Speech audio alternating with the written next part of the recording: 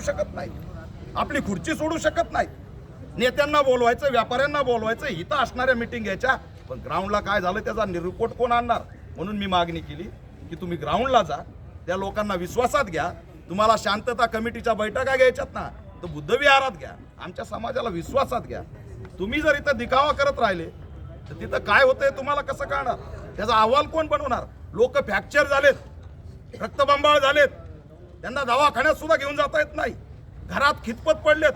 बाहेर निघू तर पोलीस अटक करतील, दवाखान्यात जाऊ तर पोलीस धरतील, जखमी अवस्थेत लोक अटक केलेत. आणि समाजकंटक मात्र मोकाटे माते फिरू म्हणून त्याला घोषित केलंय.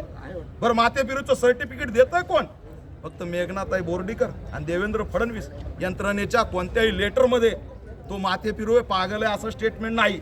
मेघनाताई बोर्डीकरनी पागल आणि मनोरुग्णांचं सर्टिफिकेट वाटण्याचा दवाखाना खोलला का काय? त्यांना कसं कळतंय? हे घडवल्याशिवाय कळतंय का?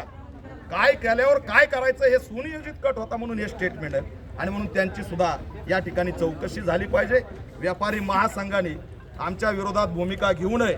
व्यापारी महासंघातले काही नेते जे अध्यक्ष अमुक आहेत ते राजकीय आहेत, त्याच्यामुळे ते या ठिकाणी सत्ताधाऱ्यांना साथ देत आहेत. त्यांनी भूमिका घेतली की आमचं नुकसान भरून द्या, पण आम्ही भूमिका घेतोय की ती नुकसान आम्ही केलेली नाही. एक सगळं घडवण्यासाठी ज्यांनी केलंय त्यांनी असणारं ते नुकसान भरपाई केली पाहिजे. आणि ज्यांनी या ठिकाणी राज्यात EVM पासून लक्ष विचलित करण्यासाठी ही घटना घडवली त्या मेघनाताई बोर्डीकडनी हे नुकसान भरून दिलं पाहिजे. व्यापाऱ्यांनी बंडाचं निशाण पुकारू नये. सामाजिक सलोख्याची स्थिती झालेली आहे, या ठिकाणी वातावरण शांत झालेलं आहे.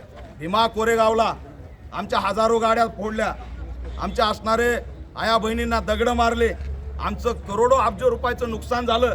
ज्यावरती चक्र होतं, BR आंबेडकर नाव होतं, त्या सगळ्या गाड्या फोडल्या. आम्हाला दिली एखादी गाडी?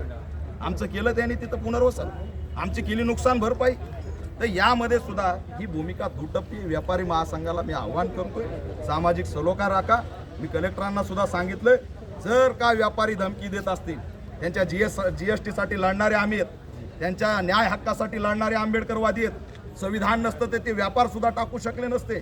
शॉपॅक लायसन कोणत्या अधिकारात बसतंय? जर धमकी दिली तर जिल्हाधिकाऱ्यांना मागणी केली की यांचं शॉपॅक लायसन रद्द करा, यांची दादागिरी खपून घेऊ नका.